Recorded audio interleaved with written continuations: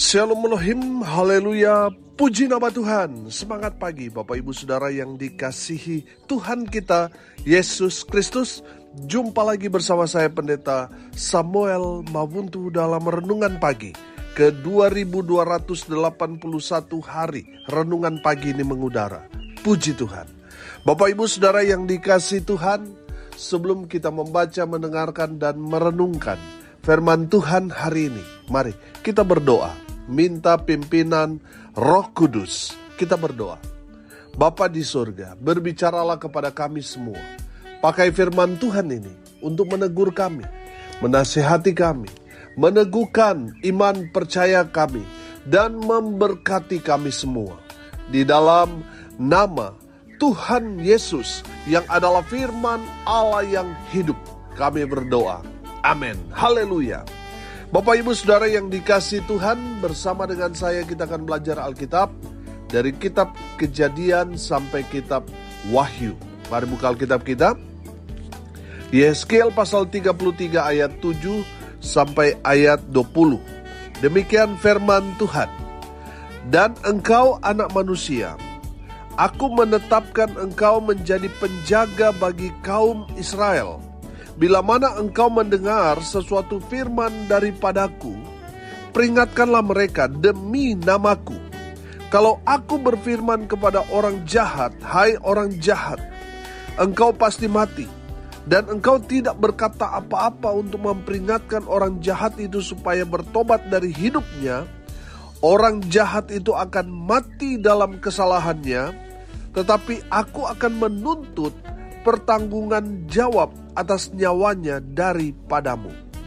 Tetapi jikalau engkau memperingati orang jahat itu supaya ia bertobat dari hidupnya, tetapi ia tidak mau bertobat, ia akan mati dalam kesalahannya, tetapi engkau telah menyelamatkan nyawamu. Dan engkau anak manusia, katakanlah kepada kaum Israel, kamu berkata begini, pelanggaran kami dan dosa kami sudah tertanggung atas kami, dan karena itu kami hancur. Bagaimanakah kami dapat tetap hidup? Katakanlah kepada mereka, demi aku yang hidup, demikianlah firman Tuhan Allah, aku tidak berkenan kepada kematian orang fasik, melainkan aku berkenan kepada pertobatan orang fasik itu dari kelakuannya supaya ia hidup. Bertobatlah dari hidupmu yang jahat itu. Mengapakah kamu akan mati, hai kaum Israel? Dan engkau anak manusia, katakanlah kepada teman-temanmu sebangsa, kebenaran orang benar tidak menyelamatkan dia. Pada waktu ia jatuh dalam pelanggaran, dan kejahatan orang jahat tidak menyebabkan dia tersandung. Pada waktu ia bertobat dari kejahatannya, dan orang benar tidak dapat hidup karena kebenarannya pada waktu ia berbuat dosa. Kalau aku berfirman kepada orang benar, engkau pasti hidup, tetapi ia mengandalkan kebenarannya dan ia berbuat curang, segala perbuatan-perbuatan kebenarannya tidak akan diperhitungkan, dan ia harus mati dalam kecurangan yang diperbuatnya. Kalau aku berfirman kepada orang jahat, engkau pasti mati, tetapi ia bertobat dari dosanya serta melakukan keadilan dan kebenaran. Orang jahat itu mengembalikan gadaian orang. Ia membayar ganti rampasannya menurut peraturan-peraturan yang memberi hidup, sehingga tidak berbuat curang lagi. Ia pasti hidup. Ia tidak akan mati. Semua dosa yang diperbuatnya tidak akan diingat-ingat lagi. Ia sudah melakukan keadilan dan kebenaran, maka ia pasti hidup. Tetapi teman-temanmu sebangsa berkata, tindakan Tuhan tidak tepat, padahal tindakan mereka yang tidak tepat. Jikalau orang benar berbalik dari kebenarannya dan melakukan kecurangan, ia harus mati karena itu. Sebaliknya, kalau orang fasik bertobat dari kefasikannya dan ia melakukan keadilan dan kebenaran, ia pasti hidup karena itu. Tetapi kamu berkata, tindakan Tuhan tidak tepat. Aku akan menghakimi kamu, masing-masing menurut kelakuannya, hai kaum Israel. Amin firman Tuhan. Haleluya. Bapak Ibu Saudara yang dikasihi Tuhan, dari kebenaran firman Tuhan ini, Tuhan memberikan tugas kepada Yeskiel untuk menjadi penjaga bagi kaum Israel. Haleluya. Nah, Bapak Ibu Saudara yang dikasihi Tuhan, pertanyaannya, apa saja tugas penjaga kaum Israel? Yang pertama Saudara, dari firman Tuhan ini kita belajar, tugas penjaga Israel, atau bisa saya katakan dalam konteks sekarang ini, tugas hamba Tuhan, dengar ini baik-baik. Yang pertama, memperingatkan umat Tuhan supaya apa? Supaya mereka bertobat. Nah, saudara yang dikasihi Tuhan, kalau kita sebagai hamba Tuhan tidak memperingatkan kepada jemaat yang sudah jelas-jelas hidup dalam dosa, mereka akan mati dalam keberdosaannya dan Tuhan akan meminta pertanggungjawabannya kepada kita.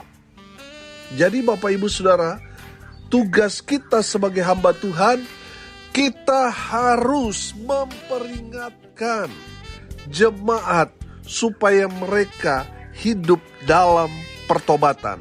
Mereka yang masih hidup dalam dosa percabulan, persinahan, dosa judi, mabuk, narkoba, dan lain sebagainya, segala macam kejahatan yang mereka lakukan, saudara.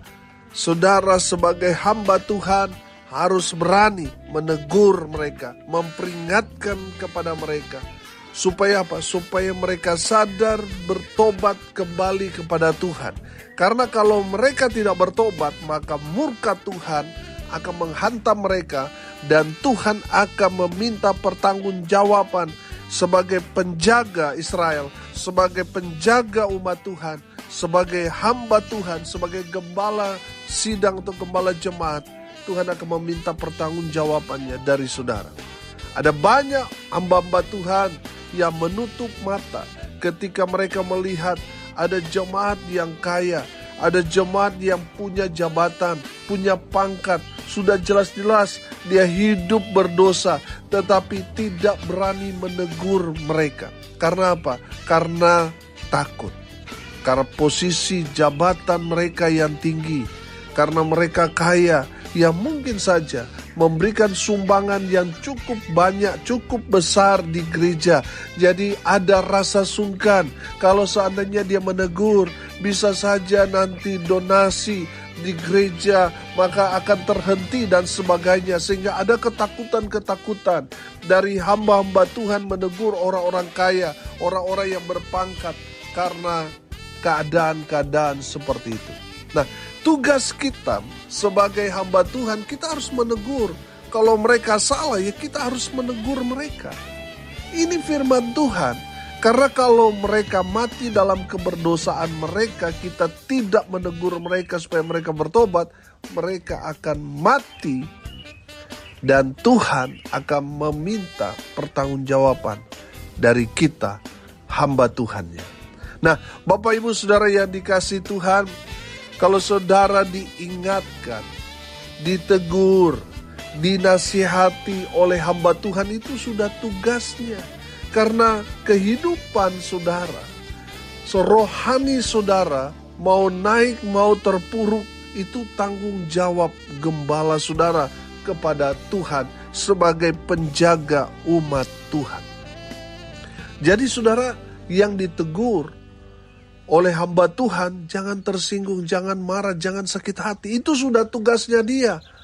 Kalau saudara ditegur, Tuhan melalui hamba Tuhan saudara, melalui pendeta saudara, bersyukurlah saudara, sebab Tuhan masih mengasihi saudara, sehingga dia mengirim hamba Tuhan untuk menegur saudara supaya saudara berbalik kepada Tuhan, bertobat. Kalau saudara sudah tidak lagi ditegur, padahal orang-orang atau hamba Tuhan sudah jelas-jelas tahu apa yang saudara lakukan itu hidup dalam dosa, tapi hamba Tuhan itu tidak menegur saudara, itu tanda-tanda saudara bahwa sebentar lagi murka Tuhan akan menimpa saudara. Jadi saudara yang dikasihi Tuhan, saudara juga harus jeli. Saudara sudah nyata-nyata hidup dalam dosa, Tapi hamba Tuhan saudara tidak memperingatkan saudara, tidak menegur saudara supaya saudara bertobat. Saya mau bilang saudara, hamba Tuhan itu tidak mau peduli dengan saudara. Memang kelihatannya dia baik, tapi saya mau bilang dia tidak mengasihi saudara. Dia mengasihi dompet saudara. Dia mau cari aman. Saudara, kalau saudara mati binasa saudara. Nah, saudara yang dikasihi Tuhan, cari hamba Tuhan yang menegur saudara kalau berbuat salah. Sehingga apa saudara? Saudara bertobat kembali ke jalan Tuhan yang benar. Amin. Itu hamba Tuhan yang baik. Dia menegur, dia menasihati, dia mengingatkan kita supaya kita kembali ke jalan Tuhan yang benar. Bapak Ibu Saudara yang dikasihi Tuhan, mari kita lihat diri kita sebagai hamba Tuhan. Apakah kita masa bodoh dengan kehidupan jemaat yang sudah jelas-jelas kita tahu mereka hidup dalam dosa? Tapi mari lihat diri kita, sudah gak kita tegur dia? Atau jangan-jangan kita takut tegur, jangan-jangan nanti dia pindah gereja, atau donasinya untuk gereja nanti stop, nanti berhenti dan sebagainya, sehingga kita takut menegur dia. Saudara yang dikasihi Tuhan, dengar ini baik-baik. Kita sebagai hamba Tuhan, sebagai pendeta, sebagai gembala sidang, gembala jemaat harus berani menegur jemaat yang salah. Kenapa? Karena urusannya kita dengan Tuhan. Jemaat juga dengar ini baik-baik. Kalau saudara ditegur oleh hamba Tuhan, jangan marah, jangan tersinggung, jangan pindah gereja. Mari saudara mau dewasa dalam iman. Amin. Jadi di saat saudara ditegur, akui kesalahan saudara, bertobat. Supaya apa saudara? Supaya saudara selamat, hamba Tuhan juga selamat. Amin. Yang kedua saudara, tugas penjaga kaum Israel atau tugas penjaga umat Tuhan. Dalam konteks sekarang pendeta, gembala sidang, gembala jemaat, hamba Tuhan. Yang kedua, bertanggung jawab akan kehidupan kaum Israel atau jemaat dalam konteks sekarang ini. Hamba Tuhan saudara, pendeta saudara, gembala sidang saudara, bertanggung jawab di hadapan Tuhan. Bapak Ibu Saudara yang dikasihi Tuhan, dari firman Tuhan ini kita belajar bahwa hamba Tuhan itu punya tanggung jawab besar di hadapan Tuhan. Saya kasih contoh saudara. Seorang yang bertanggung jawab kalau di kampung siapa? Kepala desa. Jadi dosa desa itu yang bertanggung jawab kepala desanya. Lebih besar lagi, yang bertanggung jawab atas negara kita siapa? Presiden. Jadi tanggung jawab presiden itu sangat-sangat besar. Dosa umat atau rakyat Indonesia ini yang bertanggung jawab presiden.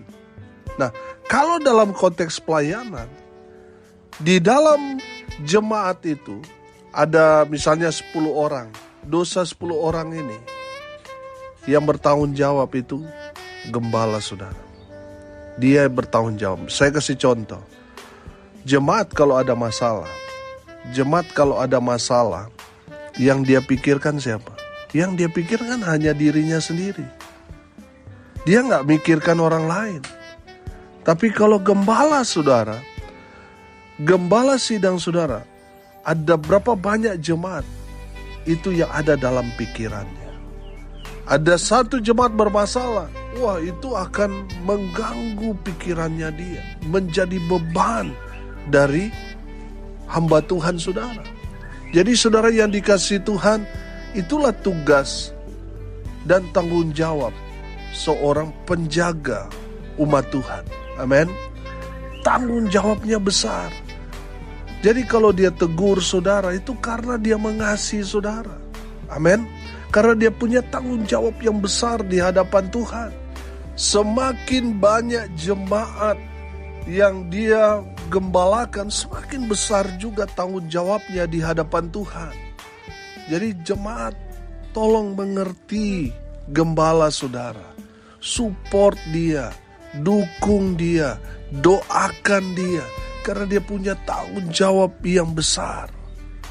Bapak Ibu Saudara yang dikasihi Tuhan, jangan lagi tanduk-tanduk gembala saudara, tapi support gembala saudara. Karena dia punya tanggung jawab yang serius di hadapan Tuhan.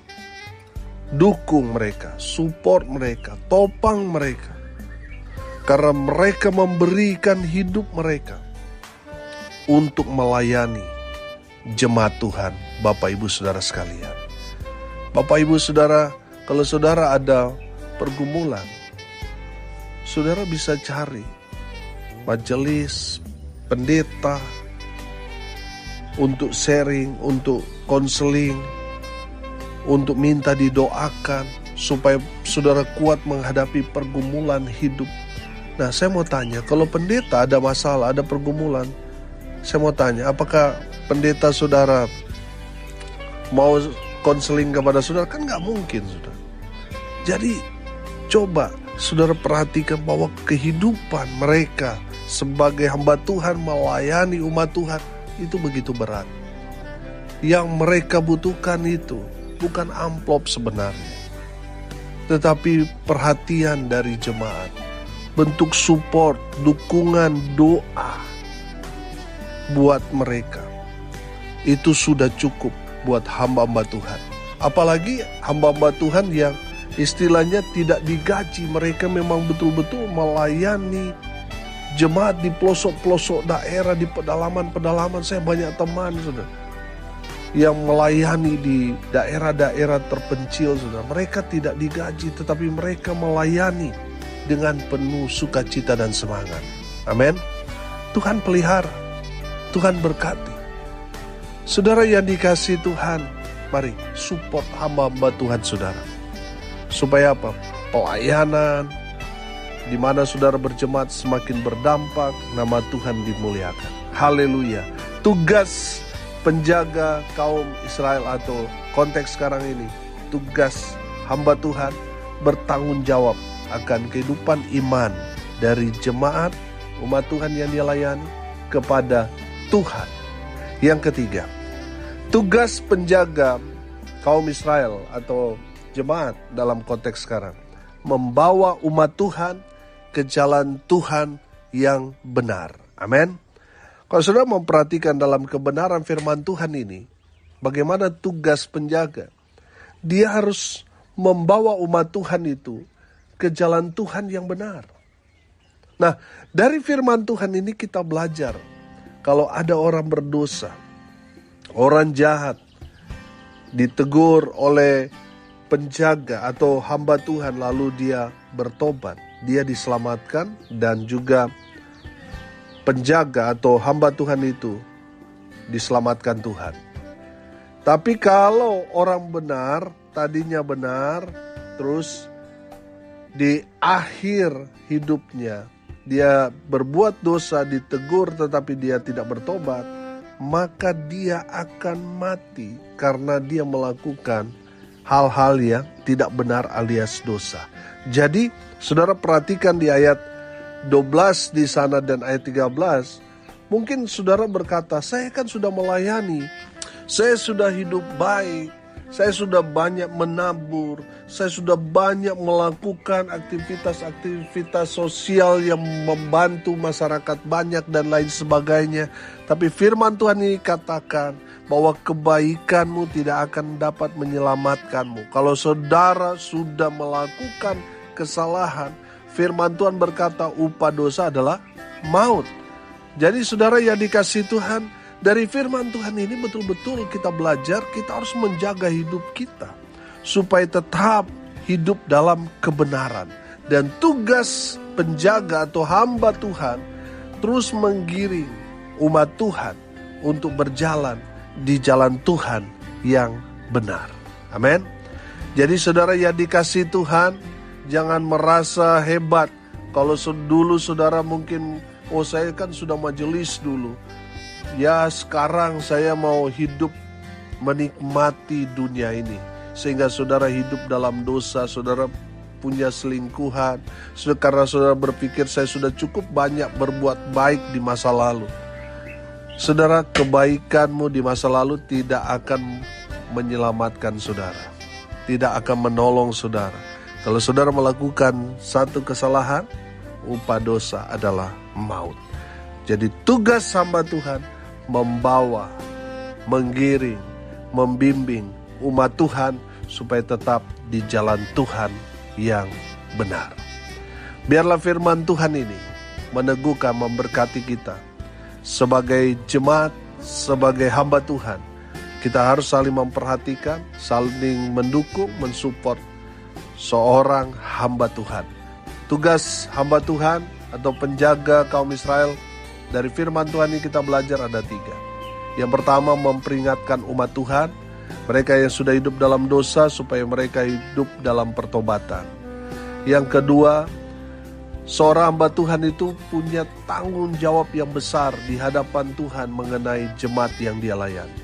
Jadi Bapak Ibu Saudara jemaat, hargai, hormati, support, dukung lewat doa, support, topang dalam pelayanan hamba Tuhan saudara. Karena mereka punya tanggung jawab yang serius di hadapan Tuhan untuk melayani jemaat, melayani Bapak Ibu Saudara sekalian. Yang ketiga, tugas penjaga atau hamba Tuhan membawa, menggiring, membimbing umat Tuhan supaya tetap di jalan Tuhan yang benar. Amin. Mari kita berdoa. Terima kasih Bapa di surga, sudah berbicara kepada kami semua melalui kebenaran firman-Mu. Berkati semua pendengar dimanapun mereka berada. Tuhan memberkati hidup mereka, rumah tangga mereka diberkati, usaha pekerjaan pelayanan mereka dibuat beruntung, berhasil dalam segala hal. Mereka yang sakit Tuhan sembuhkan, mereka yang lemah Tuhan kuatkan, Tuhan hibur mereka yang saat ini sedang berduka cita. Kami berdoa di dalam nama Tuhan Yesus, biarlah keluarga yang ditinggalkan selalu diberikan kekuatan iman dari Tuhan. Kami berdoa di dalam nama Tuhan Yesus, biarlah berkat Tuhan dari surga turun memenuhi semua pendengar. Bapak Ibu Saudara yang dikasihi Tuhan, arahkanlah hatimu kepada Tuhan dan terimalah berkat dari Tuhan Yesus. Tuhan memberkati engkau dan melindungi engkau. Tuhan menyinari engkau dengan wajah-Nya dan memberi engkau kasih karunia. Tuhan menghadapkan wajah-Nya kepadamu dan memberi engkau damai sejahtera. Di dalam nama Tuhan Yesus, sumber segala berkat, Bapak Ibu Saudara yang percaya, diberkati Tuhan, katakan amin. Puji Tuhan. Bapak Ibu Saudara yang dikasihi Tuhan, kalau saudara merasa diberkati melalui renungan pagi ini, bagikan juga kepada saudara-saudara yang lain, supaya mereka juga diberkati. Karena untuk itulah kita dipanggil, untuk jadi berkat. Salam kasih dari Bali, saya Pendeta Samuel Mawuntu. Sampai jumpa besok pagi. Tuhan Yesus memberkati kita semua. Haleluya.